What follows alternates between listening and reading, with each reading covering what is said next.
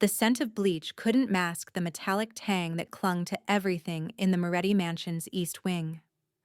Sarah Martinez pressed her back against the supply closet door, listening to the distant sound of voices echoing through marble corridors. Her hands shook as she counted the crumpled bills in her palm. $43. Not enough. Never enough. The fluorescent light above buzzed with an electrical hum that made her temples throb. She could smell the industrial disinfectant seeping through the wooden door behind her, mixing with the faint copper scent that seemed to follow her everywhere lately. Her son Eli's blood had that same metallic smell when she cleaned his nosebleeds each morning. 3 days.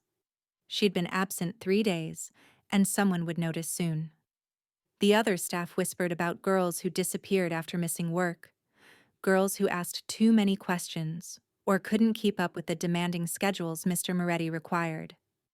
Sarah stuffed the money back into her uniform pocket, feeling the sharp edges of overdue medical bills pressing against her ribs through the thin fabric.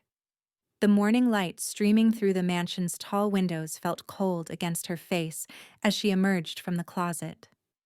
Her sneakers made soft, squeaking sounds against the polished floor, each step echoing her racing heartbeat. She needed to reach Eli's room at the staff quarters before anyone realized she'd been hiding. But footsteps approached from the main hallway, heavy, deliberate steps that belonged to someone who owned the ground they walked on. Sarah froze, pressing herself against the wall. Through the gap beneath the staircase, she could see polished leather shoes moving with predatory patience. Michael Moretti never walked these service corridors. His presence here meant someone had noticed her absence, someone had reported her failure to appear for the morning cleaning rotation. The bills in her pocket felt like evidence of a crime she couldn't name: blood bank statements, transfusion schedules, late payment notices with threatening red stamps. All of it connected to the man whose footsteps grew closer with each passing second.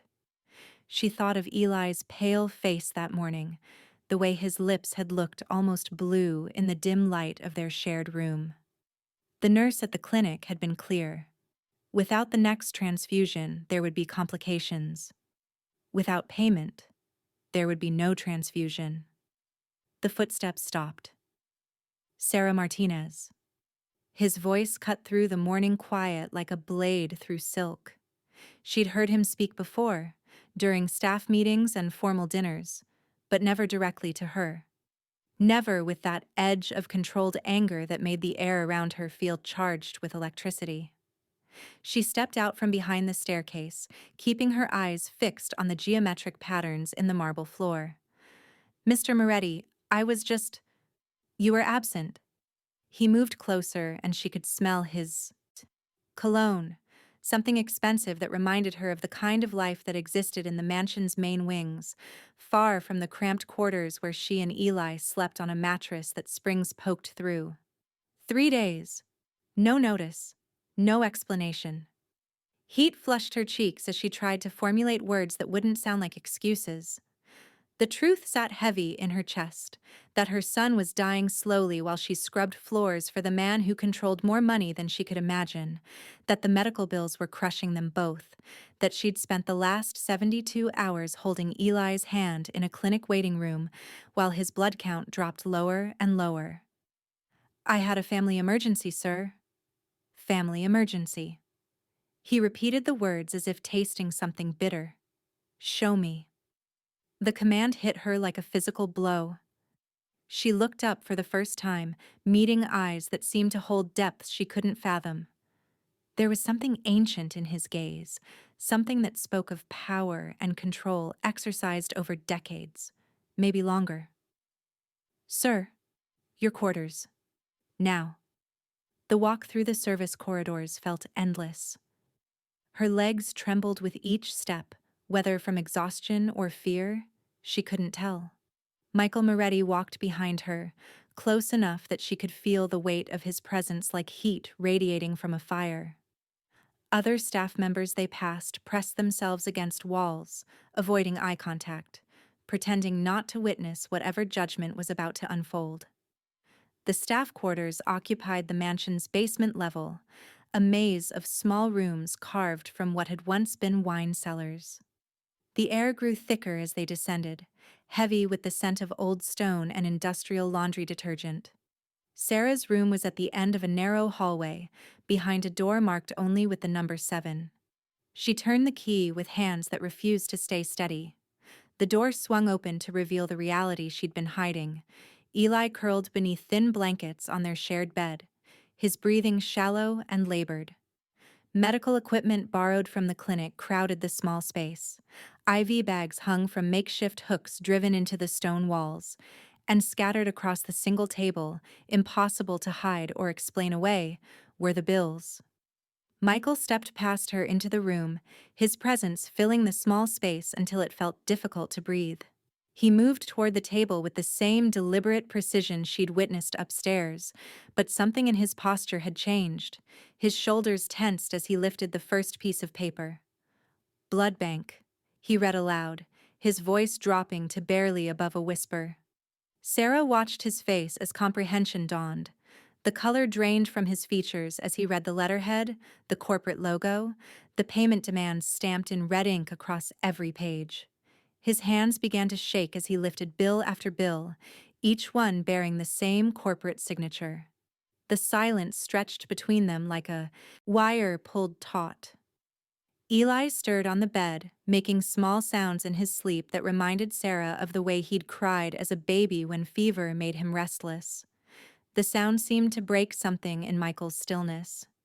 He set the papers down with careful precision, but she could see his knuckles were white where his fingers gripped the table's edge. "How long?" His voice had changed completely, stripped of the authority she'd heard upstairs. 6 months. The words came out as a whisper. Since the first nosebleed that wouldn't stop. Michael turned toward the bed where Eli slept, and Sarah saw something cross his face that looked like recognition, like memory surfacing from depths she couldn't imagine. When he spoke again, his voice carried a weight she'd never heard from him before. "The blood bank. You've been paying them for transfusions." "Trying to pay them." Sarah's throat felt raw. "They say he needs special blood, rare type. Expensive to process and store. I work extra shifts, but it's never enough. They want payment upfront for each treatment, and if I miss work here to take care of him." She stopped, realizing she was explaining her impossible situation to the man who held her employment in his hands. But Michael wasn't listening with the detached authority of an employer. Something in his expression had shifted towards something she couldn't name. "They told you his blood type was rare." It wasn't a question, but Sarah nodded anyway. Michael moved closer to the bed, studying Eli's pale features with an intensity that made Sarah's protective instincts flare. But there was no threat in his gaze. Instead, she saw something that looked almost like grief. "What else did they tell you about his condition?" The question hung in the air between them, loaded with implications Sarah couldn't grasp. She found herself answering despite her confusion. That it's genetic, that it'll get worse without regular treatments, that the standard blood from regular hospitals won't work for him. Her voice broke slightly. "That if I can't pay, he'll—" "They're lying to you." The words hit her like a physical blow. Sarah stared at him, trying to process what he'd said, trying to understand why the most powerful man she'd ever met was standing in her basement room telling her that the medical professionals treating her son were lying. "I don't understand." Michael reached into his jacket and pulled out his phone. His fingers moved across the screen with sharp, angry motions. Sarah could hear the ringing tone, then a voice answering on the other end. "Vincent, I need you to pull the files on Meridian Blood Services. Everything. Financial records, client lists, operational protocols."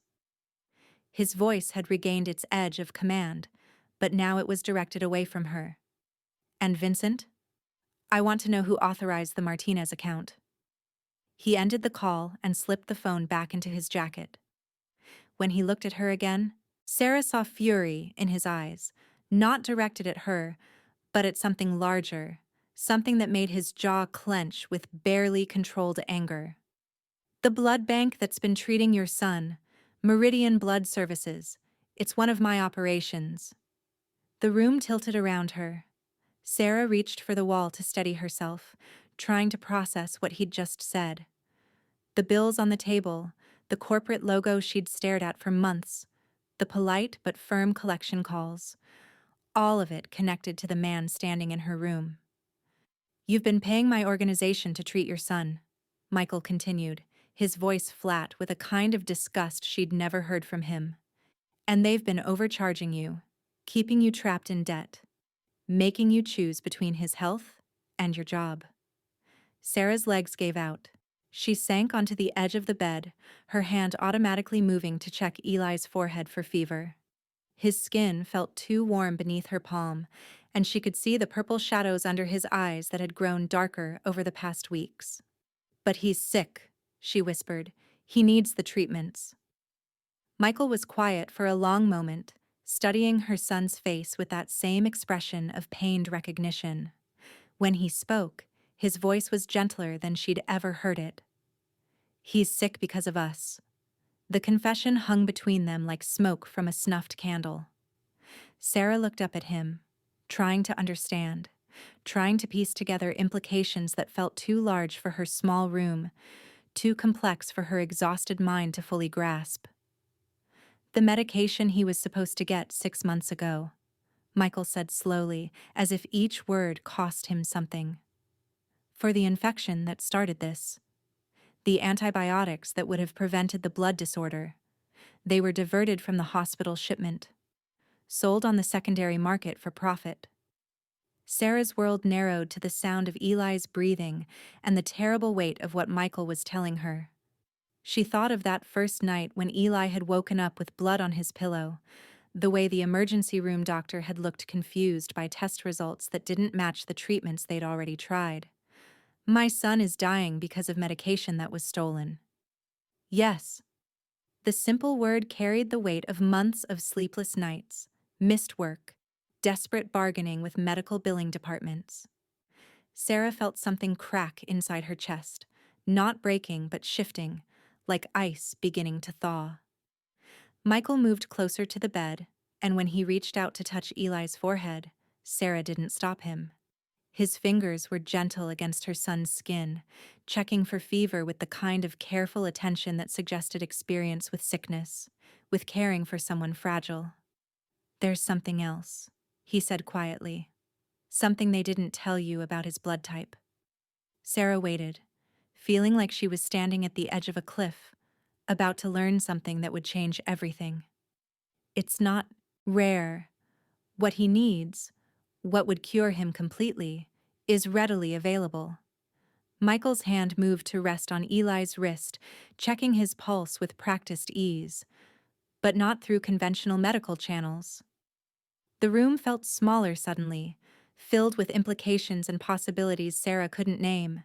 She watched Michael's face as he studied her son, saw something there that looked like decision crystallizing, like a choice being made that couldn't be undone.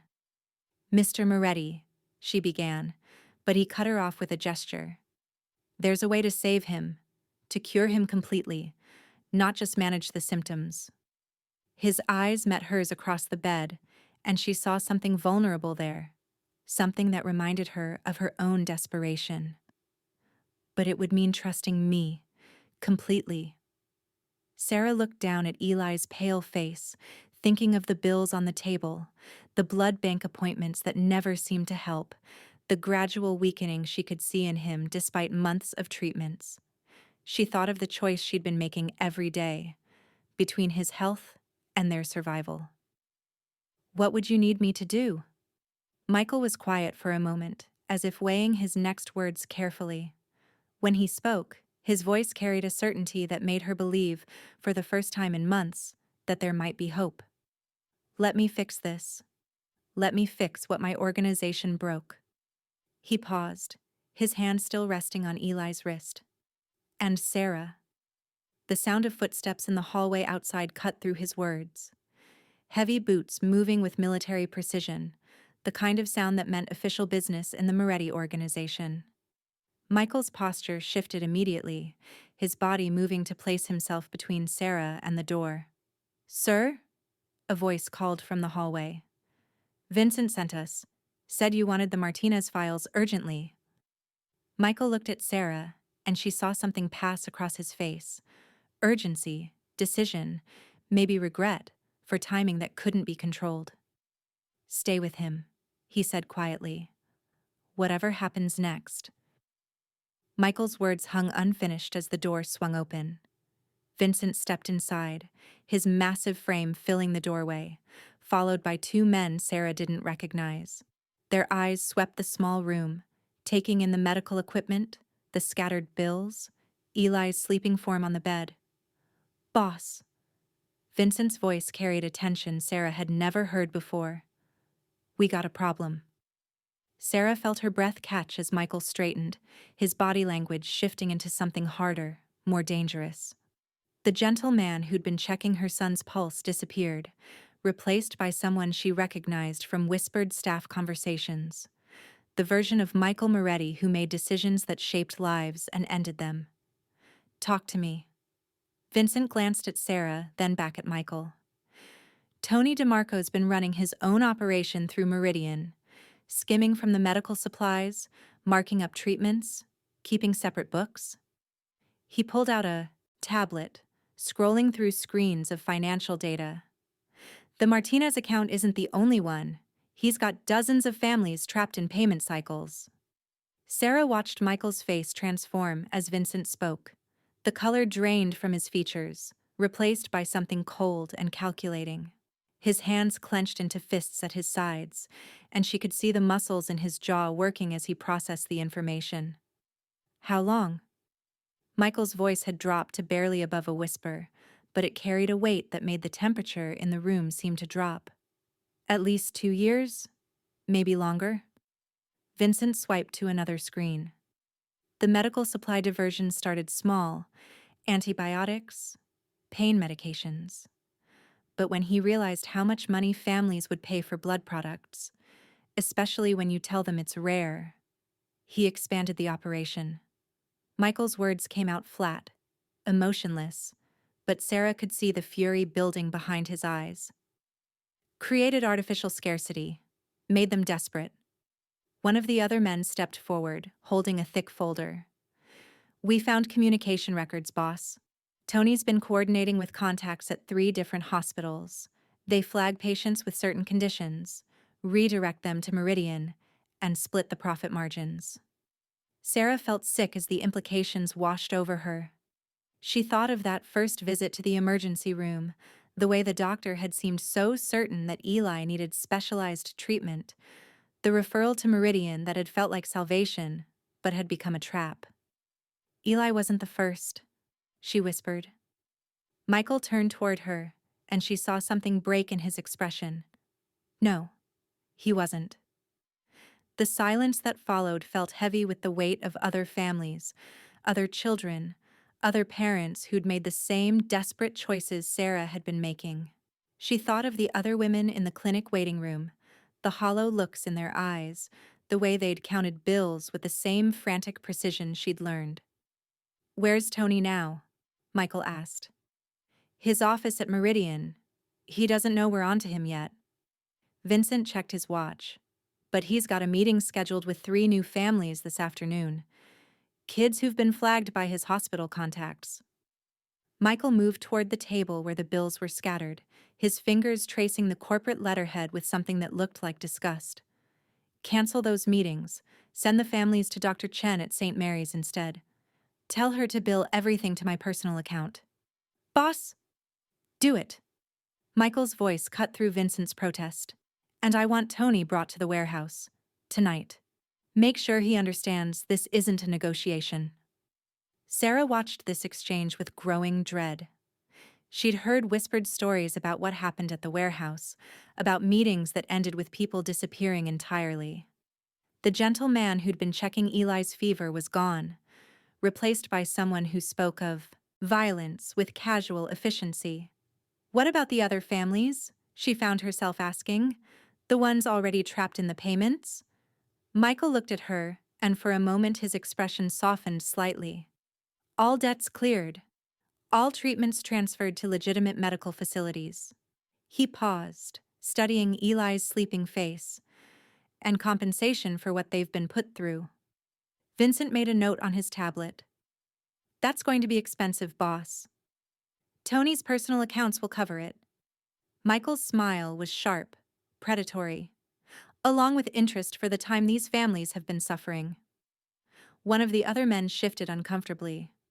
Sir, if we're talking about shutting down Meridian entirely, that's a lot of moving parts. Other families in the organization have investments tied up in medical operations. The temperature in the room seemed to drop further. Michael turned toward the man with the kind of slow, deliberate movement that suggested barely controlled violence. Are you suggesting we continue operating a business that preys on sick children?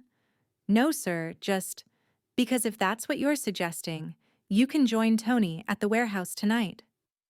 The man stepped back, his face pale. Understood, sir. Sarah felt a chill run down her spine as she watched this display of power. She was seeing a side of Michael Moretti that existed in the shadows of the mansion's elegant facade, the version of him that made other powerful men afraid. But she was also seeing his fury directed at the people who had been hurting her son, and that contradiction left her feeling unbalanced. Vincent. Michael's voice returned to its earlier calm, but the underlying threat remained. I want a full audit of every medical operation we have ties to, every contract, every partnership, every investment. If there are other Tonys out there, I want them found. Already on it. Vincent tucked the tablet under his arm. Should have preliminary results by tomorrow morning. Michael nodded, then looked back at Sarah. You and Eli need to pack. Tonight. The words hit her like cold water. Pack? Where are we going? Somewhere safe. While I clean up this mess, you and your son are going to be vulnerable. Tony has contacts. People who might try to use you as leverage. Michael's expression softened slightly as he looked at Eli. There's a house upstate, private medical facility nearby. Dr. Chen can oversee his treatment personally. Sarah felt panic rising in her chest. I can't leave. My job. The other staff. Your job is to take care of your son. Michael's voice was firm but not unkind. Everything else is my responsibility now.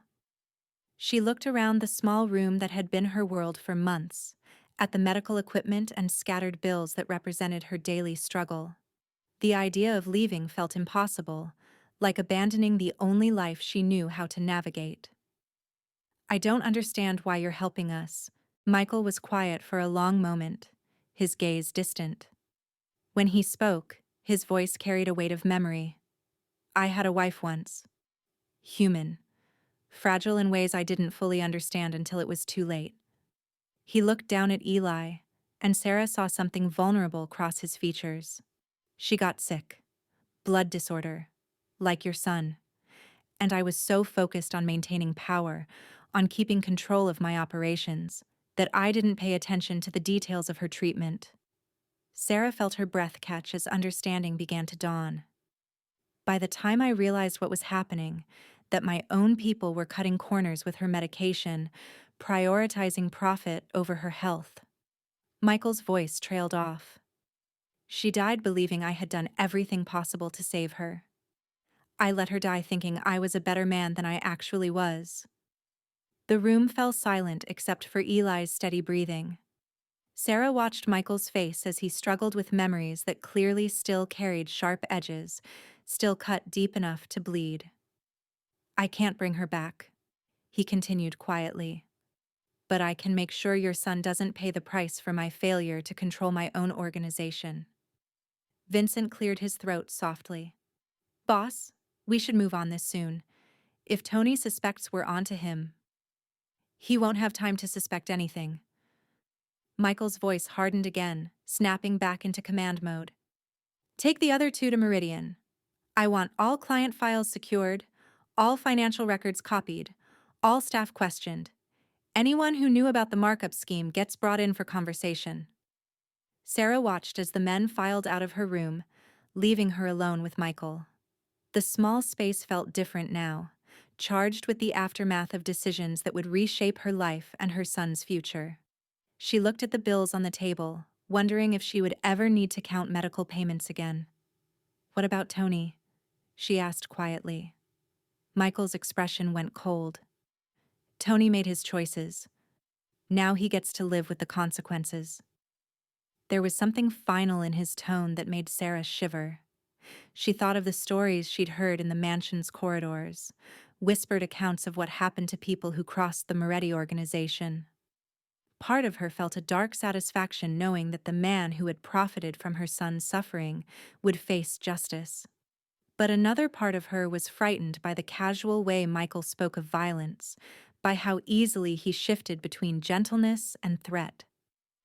"You don't have to watch," Michael said, as if reading her thoughts. "That's not what I'm asking of you." "What are you asking of me?"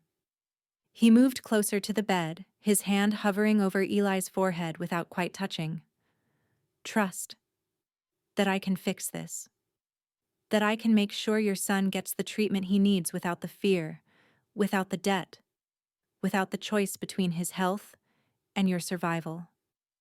Sarah studied his face, trying to reconcile the man who had just ordered what sounded like a death sentence with the one who was speaking about her son's treatment with such careful attention. She thought of the months of desperation, the sleepless nights, the gradual weakening she could see in Eli despite all her efforts. "If I say yes, if I trust you, what happens to us after he's better?" Michael was quiet for a moment, considering her question. "That depends on what you want. You could go back to your old life, find work somewhere else, start over with your son healthy and no medical debt hanging over you." He paused. "Or you could stay, work for me directly, help me make sure nothing like this ever happens again." The offer hung between them like a bridge she could either cross or burn.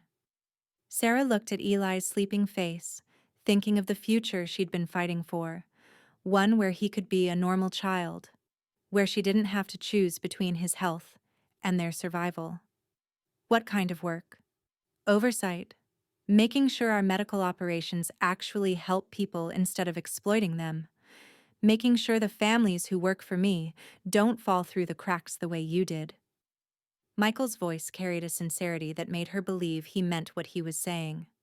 "I need someone who understands what it's like to be on the other side of the power structure. Someone who won't be impressed by profit margins if they come at the cost of human suffering." Sarah felt something shift inside her chest, a spark of possibility she hadn't allowed herself to feel in months. The idea of having real power to help other families, to prevent what had happened to them from happening to others.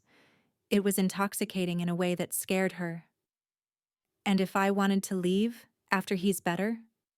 "Then you leave. With my thanks and enough money to start whatever life you want." Michael's expression was serious, without any trace of manipulation or false charm. "This isn't about trapping you in a different kind of debt, Sarah. This is about giving you choices you didn't have before." The sound of approaching footsteps interrupted her thoughts. Vincent appeared in the doorway again, his expression urgent. "Boss, we got movement. Tony's trying to liquidate accounts, transfer funds offshore. He knows something's up." Michael's demeanor shifted instantly, his body language becoming sharp and focused. "How much time do we have?" "Maybe an hour before he can disappear entirely. His contacts at the hospitals are already getting nervous." Sarah watched as Michael processed this information, his mind clearly working through scenarios and contingencies. She could see the leader who had built and maintained a criminal empire, the strategist who thought several moves ahead. "Change of plans," he said finally. "Vincent, take Sarah and Eli to the upstate house now.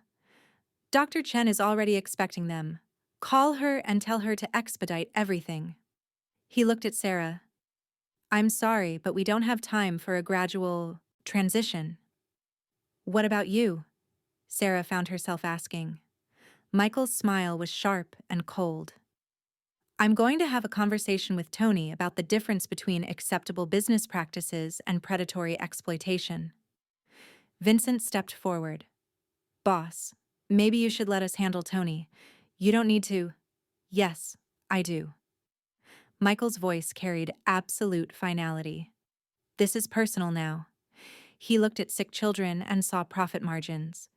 He made families choose between medical care and financial survival. His eyes found Sarah's. Someone needs to explain to him why that was a mistake. Sarah felt a chill run through her at the certainty in his voice. She was witnessing the moment when Michael Moretti decided that someone would pay with their life for what had been done to her son. The gentleness she'd seen earlier was still there, but it was wrapped around something harder, something that spoke of violence as a tool for justice. Pack light, Vincent told her. Just essentials for you and the boy. Everything else can be replaced. Sarah looked around her small room one more time at the life she'd built from desperation and determination. The medical equipment would stay behind, no longer needed. The bills would be rendered meaningless. The narrow bed where she'd held her son through sleepless nights would become someone else's problem. There's one more thing, Michael said as she began gathering their few belongings. Your son's treatment. The real treatment. Not what Tony was selling you. It's not going to be conventional medicine. Sarah paused, a handful of Eli's clothes in her hands. What does that mean? Michael exchanged a look with Vincent, some silent communication passing between them. When he looked back at her, his expression was serious. It means trusting me completely. No questions, no hesitation, no looking back. His voice dropped lower. What I'm offering you isn't just better doctors or cleaner facilities. It's a complete cure. But it comes with conditions you need to understand. Sarah felt her heart racing as implications she couldn't quite grasp swirled around her. She looked at Eli, at his pale face and shallow breathing, at the evidence of his declining health that no amount of conventional treatment had been able to address. Will it save him? Yes. The simple word carried absolute certainty. Sarah studied Michael's face, looking for any trace of false hope or manipulation, but found only the same steady conviction she'd seen when he'd spoken about justice for Tony. Then I'm ready. Vincent nodded and stepped out into the hallway. Sarah could hear him making phone calls, coordinating transportation and medical arrangements with the efficiency of someone accustomed to managing complex operations. She finished packing their belongings. Everything they owned fit into 2 small bags, and gently shook Eli awake. Mom? His voice was weak, but alert. Where are we going? Sarah smoothed his hair back from his forehead, feeling the fever that had become a constant presence. Somewhere better, baby. Somewhere where you're going to get all the way well. Eli's eyes found Michael standing near the door, and Sarah saw her son take in the expensive clothes, the air of authority, the way Vincent deferred to him despite being twice his size. Are you the boss?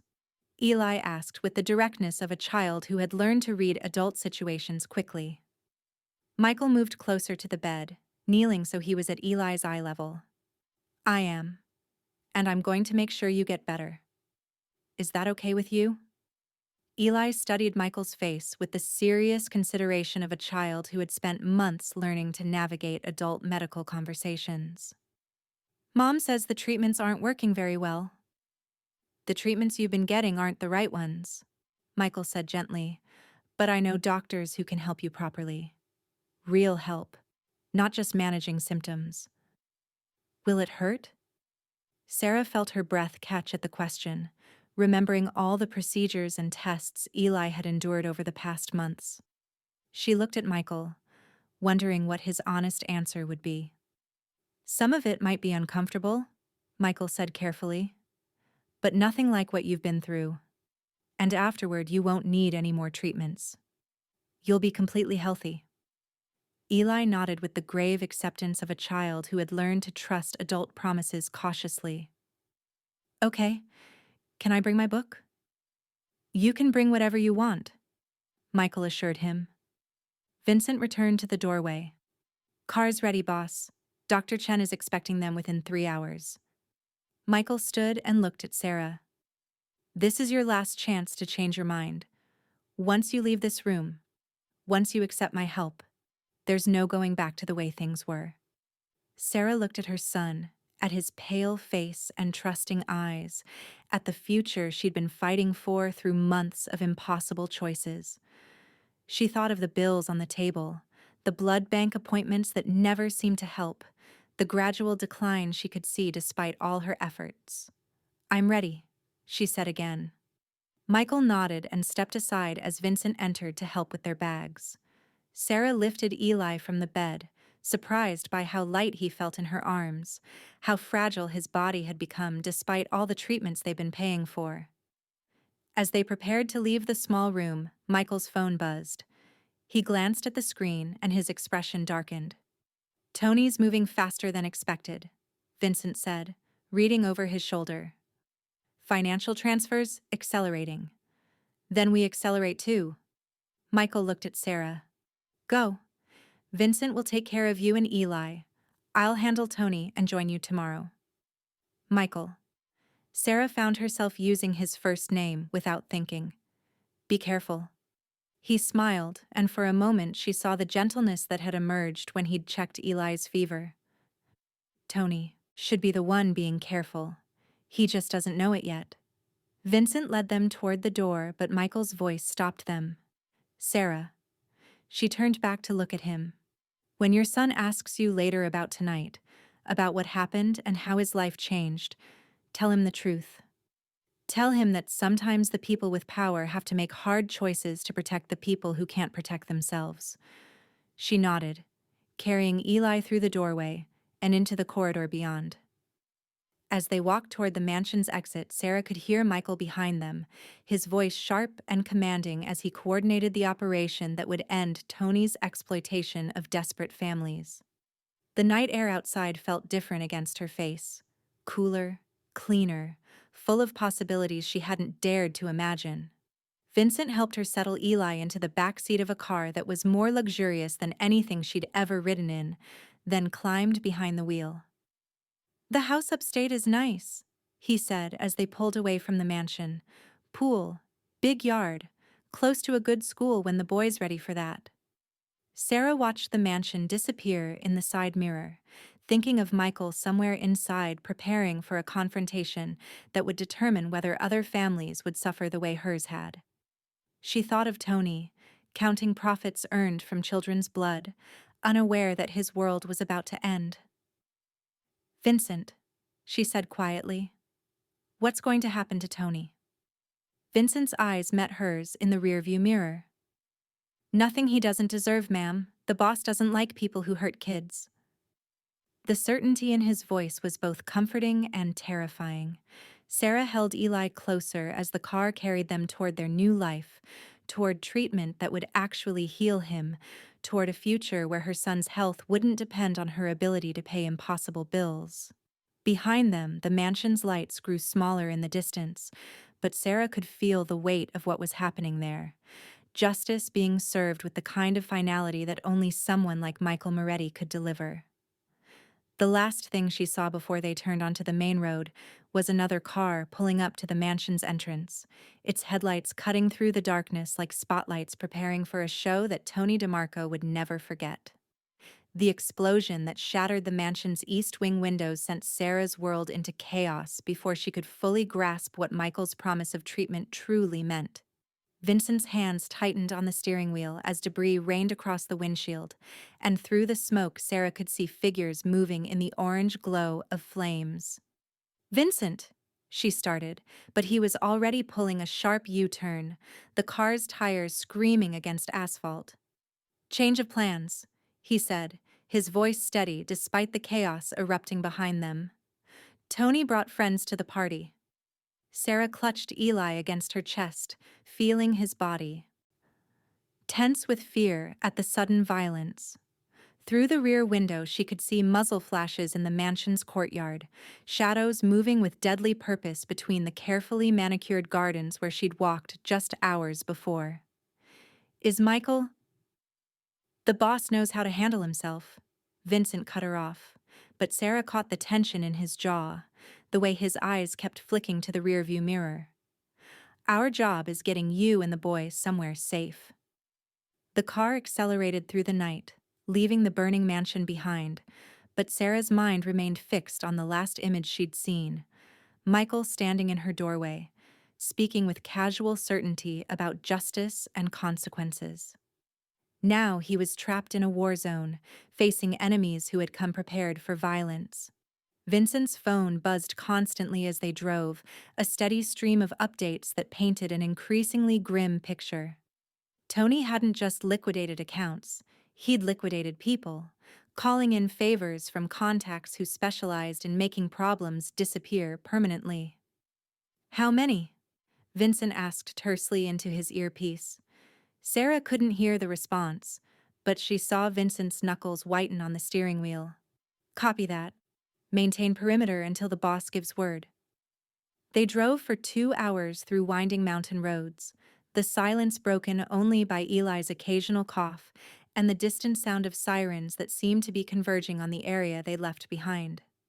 Sarah found herself thinking about the explosion, about what it meant that Tony had chosen warfare over negotiation. Vincent, she said quietly, if something happens to Michael, what happens to us? He glanced at her in the mirror, his expression unreadable. Nothing's going to happen to the boss, ma'am. But even if it did, his instructions were clear. You and your son get the treatment he promised, no matter what. The house they finally reached sat nestled in a valley surrounded by dense forest, its windows glowing warmly against the darkness. Dr. Chen met them at the front door, a small, efficient woman with kind eyes and surgical scars on her hands that spoke of decades saving lives. Sarah Martinez, she said, extending her hand. Michael told me about your son's condition. We're going to take excellent care of him. Sarah carried Eli inside, marveling at the house's quiet luxury, hardwood floors, comfortable furniture, medical equipment that looked far more advanced than anything at Meridian. But even as Dr. Chen began her examination, Sarah's mind kept returning to the flames they'd left behind. His blood work shows severe anemia, as expected, Dr. Chen murmured, running gentle fingers along Eli's neck and arms. But the underlying cause isn't what the Meridian doctors told you. This isn't a genetic disorder. Sarah felt her breath catch. What do you mean? Dr. Chen's expression grew grim. The symptoms are consistent with systematic poisoning, small doses over time, designed to create dependency on expensive treatments that never actually address the root cause. The words hit Sarah like physical blows. She thought of the months of expensive procedures, the blood products that seemed to help temporarily, but never provided lasting improvement, the gradual decline that had forced her into deeper and deeper debt. They were poisoning him. Not directly, but the blood products you were purchasing weren't clean. They contained additives designed to create temporary improvement followed by accelerated decline. Dr. Chen's voice carried controlled fury. It's a sophisticated form of medical fraud. Create the very condition you're pretending to treat. Sarah sank into a chair beside Eli's bed, the full scope of Tony's betrayal washing over her. Not only had he been exploiting her desperation, he'd been actively making her son sicker to ensure continued payments. Can you fix it? She whispered. With clean blood and proper nutrition, his body should recover completely within weeks. Dr. Chen began setting up an IV line with practiced efficiency. The damage isn't permanent, thankfully. Children are remarkably resilient when you stop poisoning them. As Dr. Chen worked, Sarah's phone rang. Vincent appeared in the doorway, his expression tense. It's the boss, he said, holding out the device. Sarah's hands shook as she answered. Michael? Sarah. His voice was rough with exhaustion, but unmistakably alive.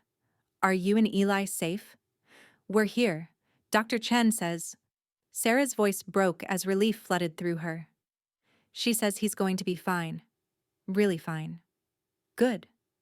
There was a long pause filled with distant sounds, sirens, shouting voices, the controlled chaos of emergency responders. I'm sorry about the dramatic exit. Tony decided to escalate things beyond what I'd anticipated. Are you hurt? Nothing that won't heal. Michael's tone grew harder. Tony won't be escalating anything ever again. Neither will his associates. Sarah closed her eyes, understanding the finality in his voice. Whatever had happened at the mansion, the threat to her son was over permanently. What happens now? She asked. Now you focus on Eli getting better. I'll handle the rest. Michael paused again. Sarah, there's something else you need to know. About the treatment I mentioned. About what it really means. Dr. Chen looked up from adjusting Eli's IV, her expression knowing. Sarah felt a chill of premonition, sensing that whatever Michael was about to tell her would change everything once again. The clean blood Eli needs. It's not coming from a conventional source. Michael continued carefully. Dr. Chen is going to explain the process, but I want you to understand that what I'm offering your son isn't just medical treatment, it's transformation. Sarah looked at Dr. Chen, who nodded gravely. The blood that will cure your son completely comes from Michael himself. But Michael isn't entirely human, Sarah, and neither will Eli be after the treatment. The words seemed to echo in the quiet room. Sarah stared at Dr. Chen, trying to process what she'd just heard, trying to reconcile it with everything she thought she understood about reality.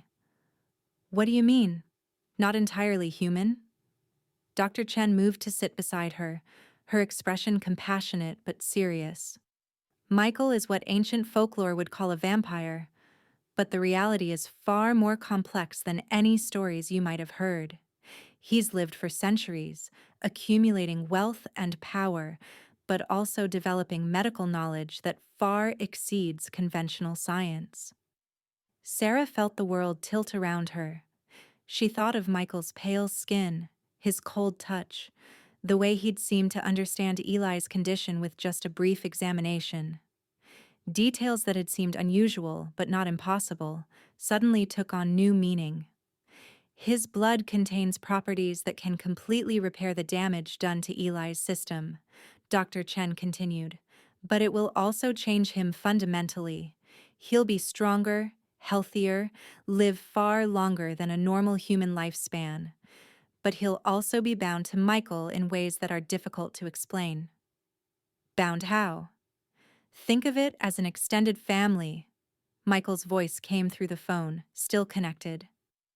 Eli won't lose his humanity, his personality, his ability to make his own choices. But he'll be connected to me in ways that will affect both of our lives permanently. Sarah looked at her son, sleeping peacefully for the first time in months, the IV line already bringing color back to his pale cheeks. She thought of the future she'd been fighting for, the normal childhood she'd wanted to give him. And if I say no? Then Dr. Chen treats him with conventional methods. Clean blood products, proper nutrition, time for his body to heal naturally.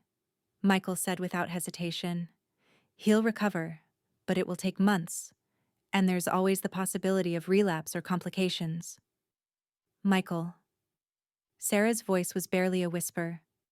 What are you really asking me to choose? The line was quiet for a long moment. When Michael spoke again, his tone carried the weight of centuries.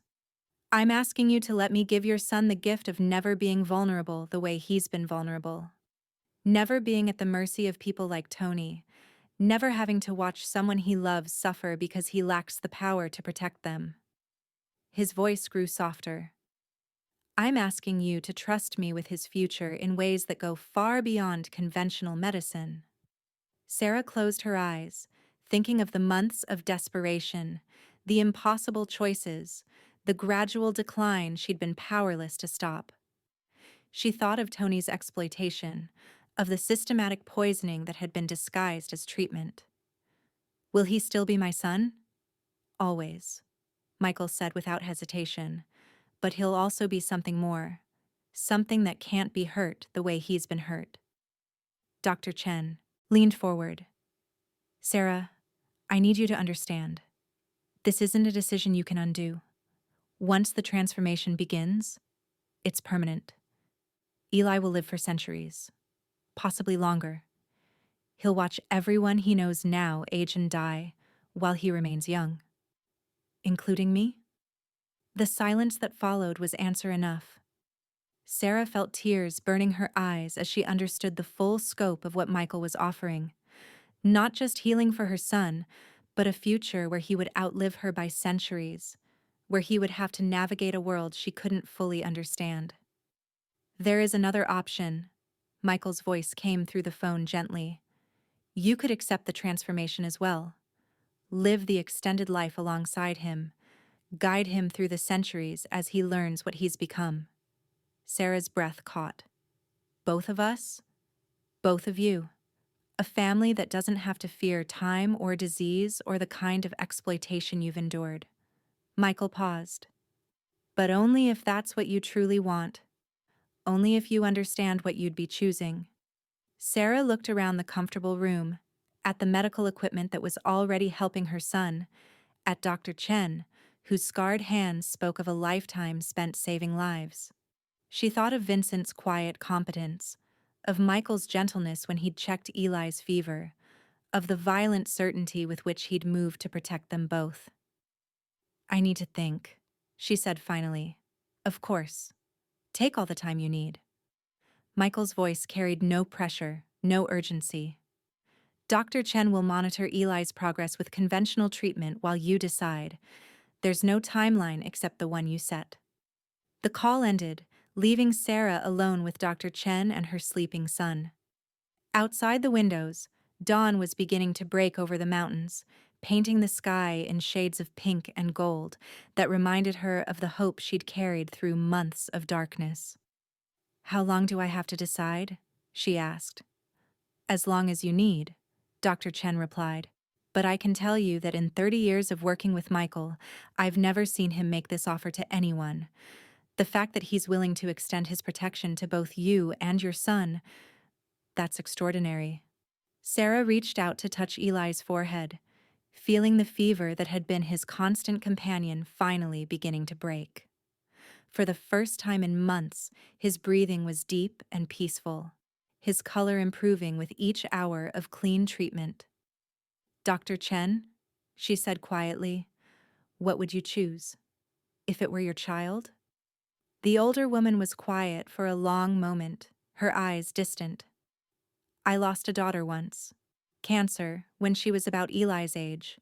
Conventional medicine, the best doctors money could buy. Every experimental treatment available. She looked at Sarah with eyes that held decades of grief. If someone had offered me what Michael is offering you, if I could have given her centuries of health and strength instead of watching her fade away. She didn't finish the sentence, but Sarah understood. In the growing daylight, she could see the choice clearly.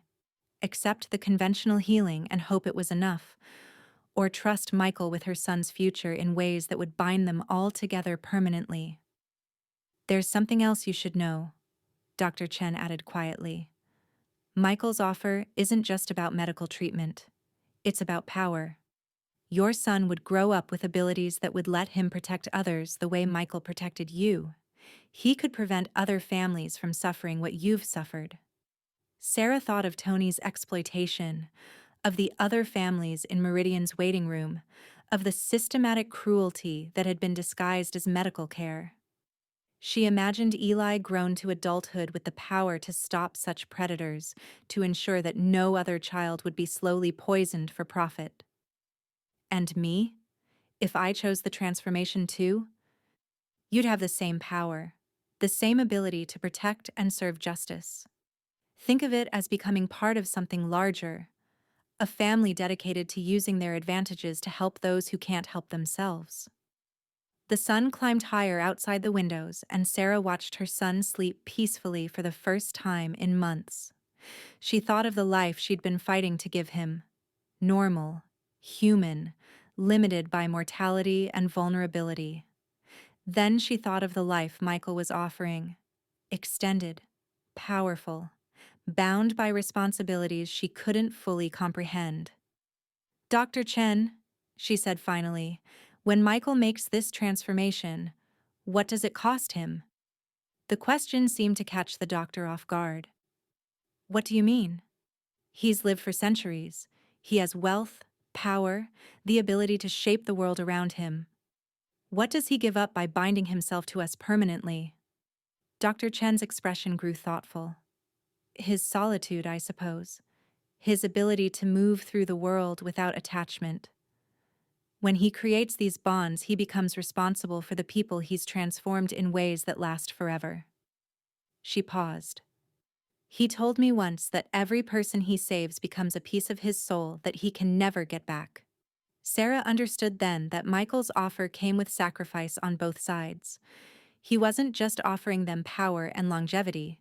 He was offering them pieces of himself that would bind them all together across centuries. As the morning light filled the room, Sarah made her decision. That evening, as Dr. Chen checked Eli's vitals and pronounced his conventional recovery well underway, Michael arrived at the house. Sarah could see the evidence of the previous night's violence in the careful way he moved, in the fresh bandages visible beneath his shirt collar. "How are you feeling?" she asked as he sat beside Eli's bed. Like someone who had to explain the difference between business and brutality to several people who didn't want to learn. He replied dryly. Then his expression grew serious. "Tony's operation is completely dismantled. The other families are being contacted and transferred to legitimate medical care. The hospital officials who were taking bribes are facing federal charges." Sarah nodded, feeling a sense of closure she hadn't expected. "And the choice you offered us?" Michael looked at Eli, who was awake now and listening with the bright attention of a child whose fever had finally broken. "That's entirely up to you. Both of you." Sarah took her son's hand, feeling the warmth that had returned to his fingers. "Eli, Mr. Michael has offered us something very special, a way for you to be stronger and healthier than you ever imagined, but it means our lives would be different from other people's lives. Very different." Eli studied Michael with the serious consideration he'd learned during months of adult medical conversations. "Different how?" "You'd live much longer than most people," Michael explained gently. "You'd be strong enough to help other kids who are sick like you were. But you'd also be responsible for using that strength to help people, not hurt them." "Like superheroes?" Michael smiled. "Something like that. But it's permanent, Eli. Once you choose this, you can't change your mind later." Eli was quiet for a long moment, then looked at his mother. "What do you want to do, Mom?" Sarah felt the weight of the decision settling over her. She thought of the months of desperation, the impossible choices, the gradual understanding that conventional power structures would always leave people like her vulnerable. Then she thought of Michael's offer, not just healing, but the power to prevent others from suffering what they'd suffered. "I want us to be strong enough that no one can ever hurt us the way Tony hurt us," she said finally. "I want us to be able to help other families who are trapped the way we were trapped." Michael's expression grew solemn. "Then you both understand what you're choosing?" Sarah looked at her son, at his bright eyes and healthy color, at the future that stretched ahead of them filled with possibilities she'd never dared imagine. "We understand." "Then we begin tomorrow night," Michael said quietly. "Dr. Chen will prepare you both for the transformation. It's not painful, but it is profound." As the sun set behind the mountains, Sarah held her son close and thought about the new life they were choosing. One bound to Michael and his centuries of experience. One that would give them the power to ensure that no other family would suffer from the kind of exploitation they'd endured. Outside the windows, the first stars were appearing in the darkening sky, and Sarah realized that tomorrow night, under those same stars, She and Eli would begin a journey that would carry them far beyond the small room where their old life had ended and their new one had begun. The choice was made. The transformation would begin. And somewhere in the distance, she could hear the sound of other cars arriving, other members of Michael's extended family, coming to welcome the newest additions to a brotherhood bound by blood, purpose, and the shared commitment to protect those who couldn't protect themselves. Their human lives were ending. Their real lives were about to begin.